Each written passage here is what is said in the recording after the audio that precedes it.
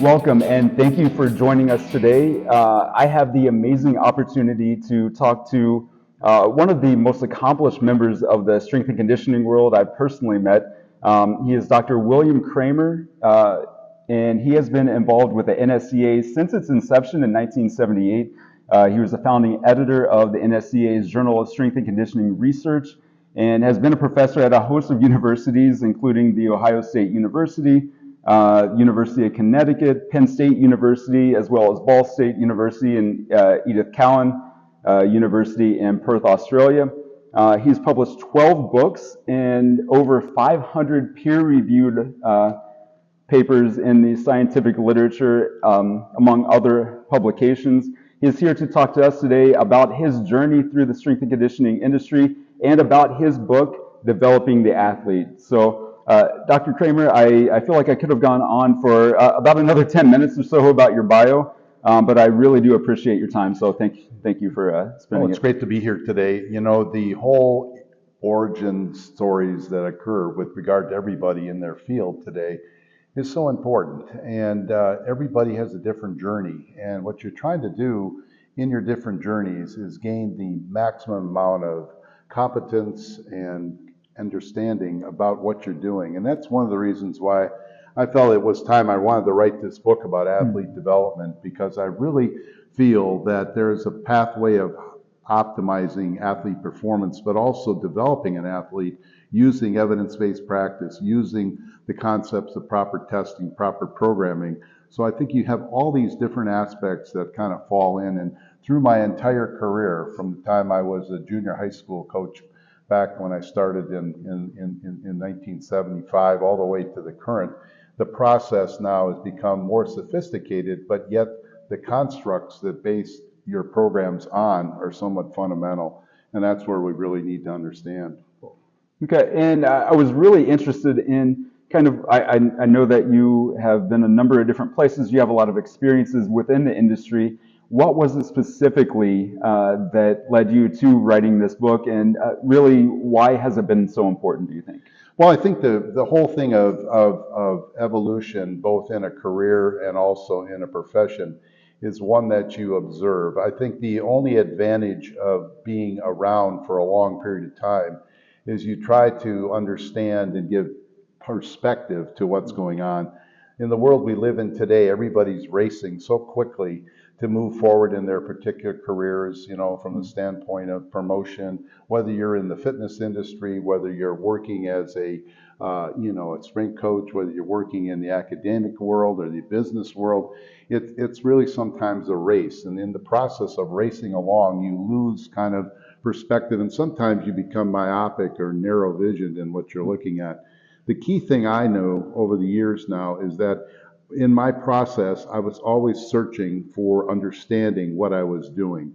And in the early years, there wasn't a lot of information about that. You had really elevation of research in strength and conditioning that was based on really, anecdotal information. My original view when I was a young athlete trying to train, I had to rely upon, York Barbell magazines, Muscle and Development. Weider put out an athlete magazine back in the mid-'60s.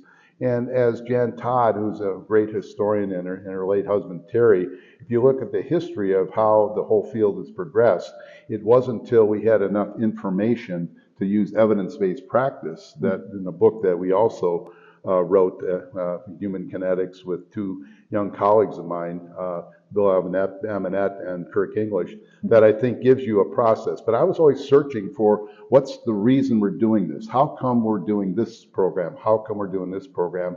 And there wasn't a lot of information. So as I started my career and I left coaching and I got into science, I then worked to become a good physiologist first. And that's another issue today. We've got a lot of people out there that basically haven't been really trained hard in the life sciences, and basically then move into the practical world with really not understanding some of the underlying core physiology or core mechanics of what they're doing. And that's something for another whole nother discussion. But I think my whole thing was we've learned a lot, and now we've got to the point where this type of book was possible to say, well, here are the fundamentals, the tips of the iceberg that we need to understand when we start talking about developing an athlete. Here's step one, here's step two, here's step three. And that's kind of what the 8 chapters ended up being. They ended up being tips of icebergs that people need to be aware of.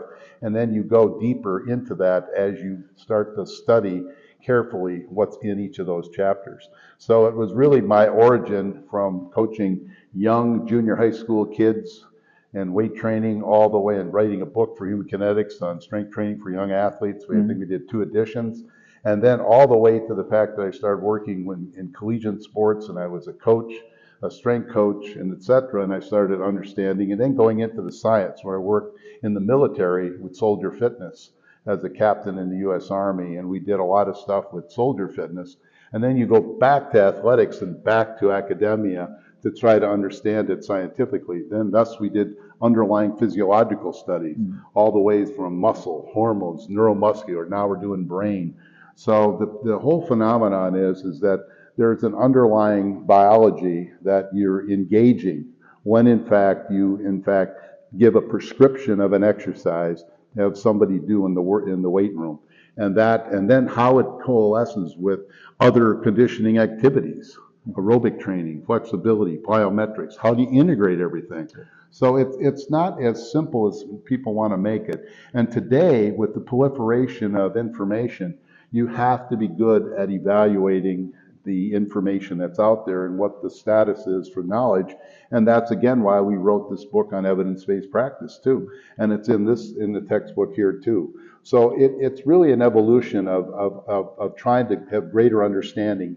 And is the job done yet? Well, we're learning little things all the time. You go to conferences here at the NSCA and you see that there's new stuff coming out, and the science then has to be translated to the practice. And then the final thing I'll say, my years at UConn with the late Jerry Martin, Coach Jerry Martin, we used to say, and God bless him, we used to say, well, we have the science, but how do we implement it? Okay. We have the science, how do we implement it? So it was a constant journey and improvement understanding of what we're telling people to do, and then how to individualize it became now where we're at now, because every human being has a different set of circumstances physiologically, etc. And in the book we talk about all the different things that affect that athlete development. Now, going off of that, I have to ask now, how do you feel about individualizing programs? I mean, I think that's very important in rather than writing a blanket program for an athlete. And what does this book speak to that in terms of how individual it has to be to really help that athlete? Well, I think that's where the whole phenomenon, as a research scientist, I put that hat on. I realized that a lot of times we were looking for what the global effect of a program was on the distribution. And that means you're doing science where the mean is moving to the right or to the left. And all that is basically you're moving the population, but we never worried about the tips. Okay. And basically those were the outliers. So when I started working with athletes and individualizing programs, we find out that the tips, when you do a program, you have goals. And maybe what you have to do is understand is the goals the same for the people at this part of the distribution or at this part of the distribution. What are the needs? There's different needs. So goals and target understanding for goals and objectives of a particular phase of training have to be individualized. And that's been difficult up until the last few years because we used to use all paper. So back when Coach Martin and I were at UConn, the athletes would fill it in on a paper workout, and then we'd have to take it and type it all into the computer. And now you can fill it in directly, and it goes automatically into the computer, and you get it all analyzed, and you can look at it in the whole 9 yards. So technology has moved us forward. But then you have to teach the athlete how to fill out a workout card. Right. So just when you think it's simple, it's not simple. because now you got to make sure that they know how to fill out the workout card, they do it properly, and have the discipline to do that. And that's one of the things we worked very hard at Ohio State with all the athletes. We've made sure they know how to fill out their forms and everything else. Are we there 100%? Probably not, but we're getting there. But it's part of what we talk about in the book, and I believe it's chapter 4 or 5, where basically you have to talk about how you're going to manage the data. And the other thing I used to say way back, if you're going to measure something, you got to manage it. So if you're going to test, you got to manage what you're trying to test for. And that gets into a whole nother aspect. But I think individualization now is becoming more possible due to technology, but then it takes a lot of accounting work, and that's the problem too. A lot of coaches don't have the commitment to really put the time in. And if, you know, when I was a strength coach, I had all the athletic teams at a small college. I'm having to do everybody. Basically what I really realized in research is that when I give you a program, we'd have a standard deviation. Right. So you would say there's variation in the way people are responding to what you think would be a typical strength program. That's because the underlying biology of the athlete is different. If you have higher type 2 muscle fibers in type 2 motor units, you basically are going to build strength a lot quicker than if you have type 1 and you're dealing with an endurance athlete that's basically a cross-country runner. And we're not so interested, we want to get them strong, but we also are more worried about their connective tissue, muscle stiffness and tendon stiffness to prevent injury. So and do you expect the same type of strength? So it depends on what your target is and who that athlete is, we call in the book an athlete complex. Okay. That athlete complex you have to understand. Otherwise, it's hard to program for them. So individualization is difficult, but it's now more capable with the technologies, and we have to really work to understand that unless we alter and change to that person's response over time, we may be just sending them into the overreaching, the non-functional overreaching area, this type of thing. So yeah, individualization is where the future is. Are we there yet? Not quite, but we're getting there because we're finding out that it doesn't work just giving a one program, hoping everybody gets the same effect. Maybe not. I mean, I'll correlate that a little bit further. Subcorrelation is the fact that you may have a scenario where, yeah, heavy loading is needed to gain strength. Okay, let's just get by some things. There are certain things about force velocity curves, force time curves, and all these things that are physics. So if you're going to recruit maximum motor units for a particular exercise, you got to recruit the high threshold motor units that are available even in a runner, and how you're going to affect all the different aspects. Loading is important, and thus volume is important, and thus rest is important. All the acute program variables that we talk about, and I think that makes the program composite very different, and the impact is different based on the biology that individual athlete possesses. I think that right there makes me think about how important it is to educate the athletes, and especially for young athletes, educating the parents and getting them to understand maybe the differences that, hey, one kid isn't going to respond exactly the same way that another kid is. So you can't really compare. I say that from personal experience. Maybe one athlete is progressing a little bit faster than another. But what you just said right there, the biology of everyone is going to be a little different. So that is where you have to take that into account. Yeah, and I think the idea is that that goes into the fact that are they in the right sport, number one. Okay. Have they been placed in the right position, number two. All these things we talk about because I think there's been a lot of aspects, especially in the high school level, where kids are just playing because there's only a limited number of players. And you need an opening, and there it goes. And unfortunately, that is probably not the best place for that person to go. But I think, yeah, you deal with parents, you deal with the whole aspect of the athlete, and their expectations have been formed by what? Social media, perceptual understanding of what they see as their role models, and they may not be them. Right. You know, I like one of the commercials where a guy makes a dunk with the basketball and the young kid can't do it. And he says, well, you got to train. Well, they forgot to say there's a lot more than just practicing the dunk. You got to practice your body, get your body capable of doing it. Right. But I think the key thing is that many times the perception of what's important and how it works is not really well known to athletes. I always tell athletes, we tell athletes, you're a remodeling organism. You're not the same body cell-wise and as a biologist. You're not the same body that you were 6 months ago. Okay. And it's the pluses and positives that you put in. And that, from sleep, from all the things we talk about, sleep, nutrition, taking care of yourself, all these different aspects contribute to how your body remodels. And from that standpoint. But I think the key thing is that you have to understand all the fundamentals. And that requires what we talk about in the books for the coach. That really, we talk about the 3 C's. You got to have the credentials. Credentials, you get a certification, you get degrees. That's great. But that credential doesn't mean you're competent, typically. You have to then have the competence from your training, your experience, and who trained you, and this type of thing, that you can then take that and actually utilize it because you have the knowledge and the credentials to be able to effectively deal with the athlete, deal with the different demands that are being put in front of you. And then you got to have the commitment. So if you want to play golf on the weekend every weekend, and the athletes have weekend sports, I mean, it's just the idea that it's like the old classic idea of, if we look at the TV, at the movies, a plastic surgeon worrying about the next golf match, so he's going quickly through all the surgical procedures and off to the golf course. Well, again, it's that commitment to the athlete, because you have a responsibility to do the best job you can. And I think parents are interested. When you see modern recruiting, parents are interested. They want to say, well, how do we know that he's getting the best program? Well, from the standpoint, you have a full analytical profile of the athlete themselves. We talk about it in the book. You learn what their athleticism is. You learn what their strength is. You learn what their powers is.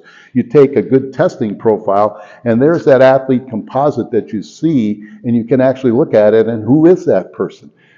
Statistically, analytically, and then psychologically too. And then you've got to analyze all the different aspects of that composite, and that composite's dynamic. Like I said, you're not the same person. So on a given day for a competition, you want the best athletic composite there to compete against another athlete that's trying to beat you in a competition, because it's sport. Right. And we're talking about health and fitness. If you're a personal trainer, it goes into the same thing. You're doing the same thing, but the outcome, the competition, is health and well-being and preventive medicine.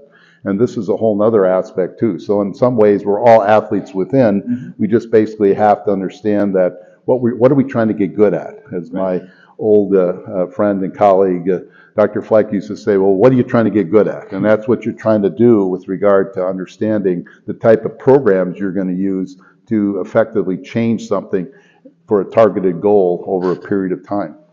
One of the takeaways that I had from the book is I know it's talked about a lot, but the long-term athletic development model. And I think from my perspective, and I'm curious on yours too, I think that's more important than ever now, because we hear a lot about the professionalization of youth sport.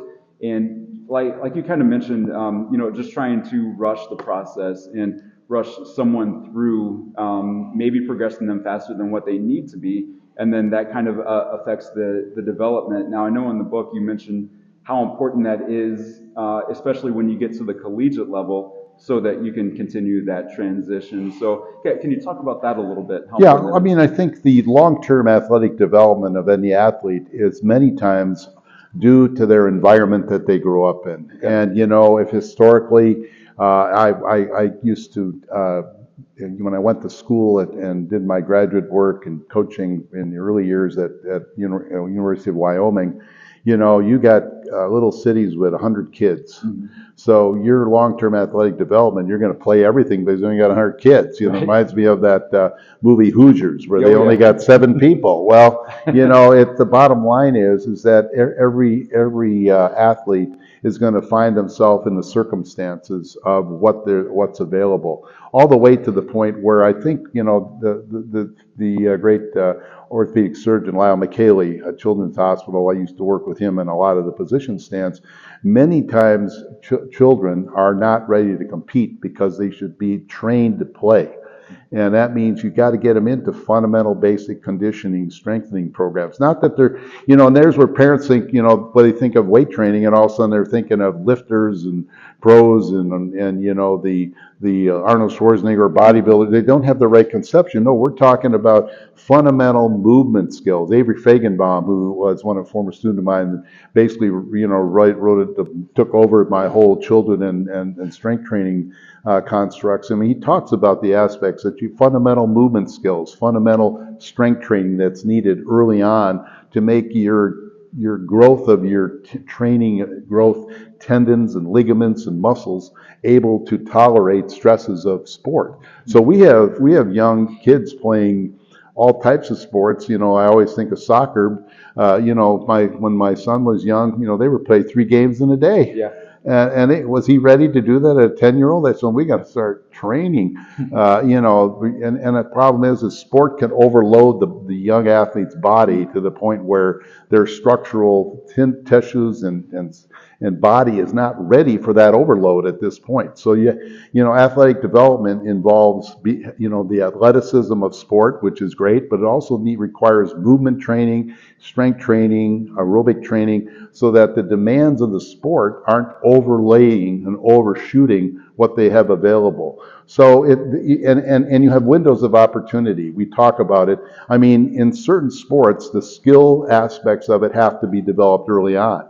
And from the standpoint of golf, gymnastics, very highly developed aspects that basically you have to really be motor develop wise. You don't pick up tennis, for example, when you're a senior in college and say you're going to make Wimbledon. Right. You just haven't get it. But then it goes to the extreme on the other side where kids are just buried in being from 4 years old of this or that with a sport, and that's fine.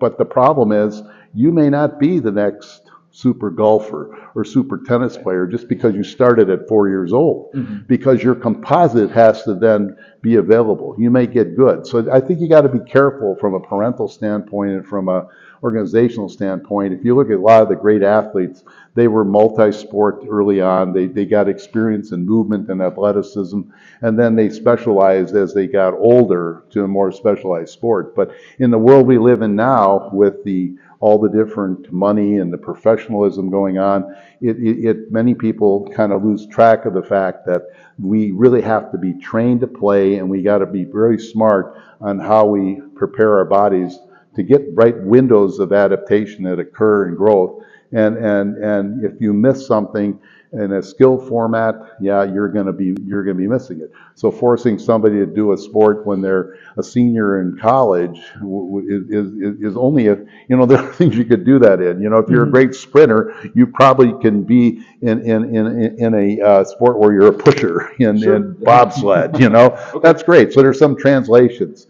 But it's long-term athletic development is a lot of it been written on by Rondé Lloyd and Avery Feigenbaum, and if you look at what they've done, you can see the different developmental aspects. We've done position stands on that. So you got to become educated. As I said, these are tips of the iceberg in the book that then you take it and you say, okay, well, what's the status? And that's what the book does. It's not the be-all, end-all. It's not a be-all, end-all. It's a book where you find out and expose yourself. Well, I need to know this. So you look at the references and you go study more. Who's the experts in it? You study more. So that's one of the things that I think people have to realize when they get into studying a book or studying anything, that these are really the tips to get you exposed and then allow you to push you to study more when you need to know more.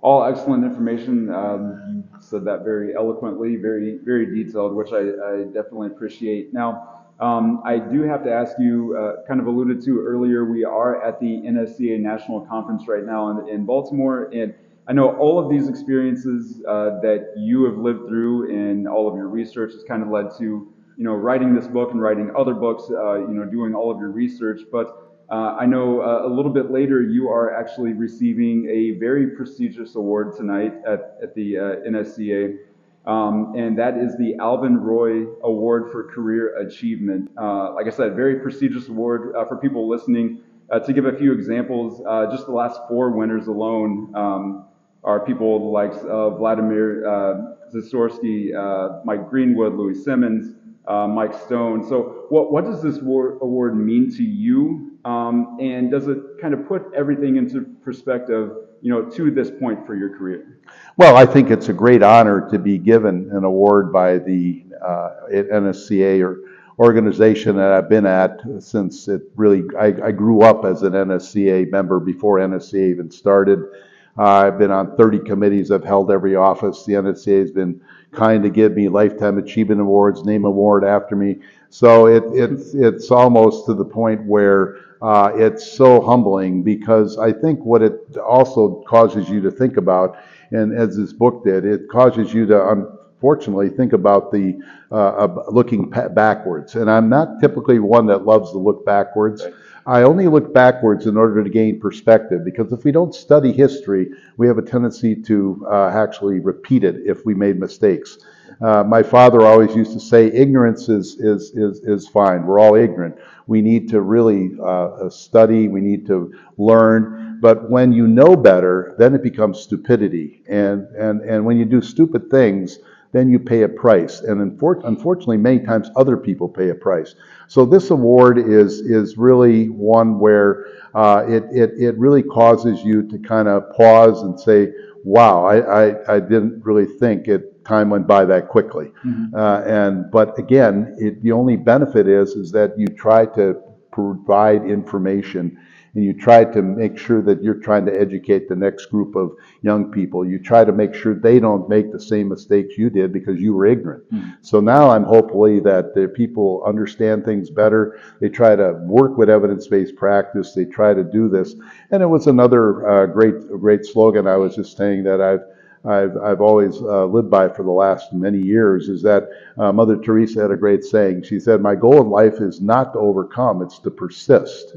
And so I'm persisting as long as I'm possible to continue to research, continue to educate, continue to do the types of things that help young athletes and athletes in general and old athletes to do the best they can for themselves, because there's lots of different permutations and variables that really structurally asks for different things.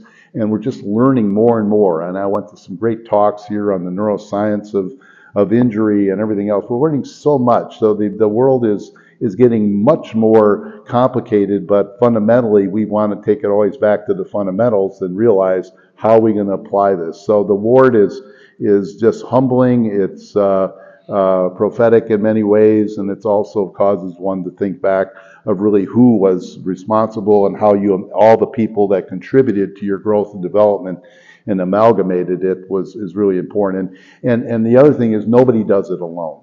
So you're the sum total of all the positive, negative experiences, but all the positive training, the people I've been around, the research teams, everything else, including having an outstanding wife who's been with me now for almost 49 years and has never allowed me to back down and never allowed me to not take on challenges. And I think you need people in your life, and this type of award just substantiates the success that other people had in me and faith they had in me, and I tried to follow through and succeed to do the things I need to do as a professional, as a scientist, and as a father, and an individual, a human in the world we live in, to make it better than when you started.